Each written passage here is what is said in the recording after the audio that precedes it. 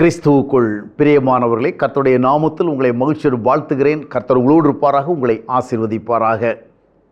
நன்மை செய்வது என்பது ஒரு முக்கியமான ஆவிக்குரிய ஒரு குணாதிசயம்.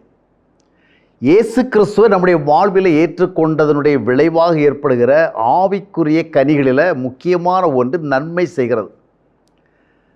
லூக்கா 6:38 வாசிக்கும் பொழுது, கொடுங்கள் அப்பொழுது உங்களுக்கு கொடுக்கப்படும். மற்றவர்களுக்கு ஒரு நன்மை நாம் செய்யணும். எபிரேயர் 10ஆம் அத்தியாயத்தினுடைய 24ஆம் வசனத்தை வாசித்து பார்க்கும்போது, சபைக்கு செல்வது கூட அன்பிற்கும் நற்கிரிகளுக்கும் நாம் ஏவப்படுவதற்கு. அப்போது ஒரு சிலருக்கு நம்முடைய நன்மை தேவைப்படுகிறது. வார்த்தை மூலம் நன்மை தேவைப்படலாம், ஐக்கியத்தின் மூலமாக நன்மை தேவைப்படலாம், ஆக்கப்பூர்வமான பொருளாதார ரீதியான நன்மை தேவைப்படலாம். இந்த நன்மைகளை நம்ம செய்கிறது ஒரு ஆவிக்குரிய குணாதிசயம். ஆனால் சில நேரத்தில் நாம் என்ன ஒரு எக்ஸ்கியூஸ் சொல்கிறோன்னா, நன்மை செய்கிற அளவுக்கு என்கிட்ட சர்ப்ளஸாக இல்லை, அதிகமாக இல்லை, எல்லாம் எங்கள் தேவைக்கு தான் இருக்குது, அதிகம் இருந்தால் செஞ்சுருக்கலாம் அப்படின்னு சொல்கிறோம்.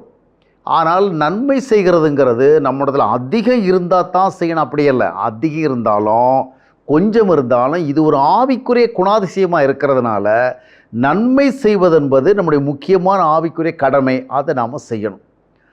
நிறைய வந்த பிறகு நம்ம செய்யலாம் அப்படி நம்ம சொல்லலாம். ஆனால் அது உண்மையான அனுபவம் அல்ல.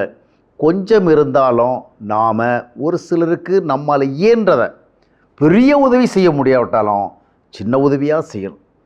முழு உதவி செய்ய முடியாவிட்டாலும் முதல் உதவியாக செய்யணும். நம்முடைய தேவைகளின் அடிப்படையை பார்த்து, நம்முடைய தேவைக்கு கரெக்டாக இருக்குது, இல்லை பத்தலை, அப்புறம் நான் இப்படி மற்றவர்கள் நன்மை செய்கிறது.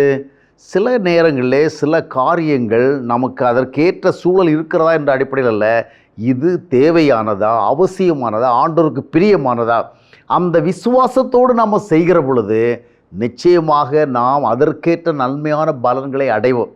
சிலர் காணிக்கை செலுத்துறதில் கரெக்டாக இருப்பாங்க, ஆனால் மற்றவர்களுக்கு நன்மை செய்கிறத பற்றி கவலைப்பட மாட்டாங்க. அது ஒன்றும் ரொம்ப கட்டாயமான விஷயம் இல்லை அப்படிங்கிற மாதிரி நினைப்பாங்க. இல்லை, நன்மை செய்ய நாம் ஒருபோதும் தவறக்கூடாது. நன்மை செய்கிறத சோர்ந்து போகாதிருங்க அப்படின்னு அப்போஸ்தலன் பவுல் சொல்லுகிறத கலாத்தியர் 6:9-10 வசனங்களை வாசிக்கிறோம். கூடுமான வரைக்கும் நம்ம விசுவாச குடும்பத்தாருக்கு அதை அவசியம் செய்யணும். எனவே உங்களிடத்தில் கொஞ்சம் இருந்தாலும் அவற்றில் கொஞ்சத்தில் நீங்கள் ஒரு சிலருக்கு நன்மைகளை செய்யுங்கள். அது ஆவிக்கு ஒரு முக்கியமான குணாதிசயம். அதை கர்த்தர் கனப்படுத்துவார்.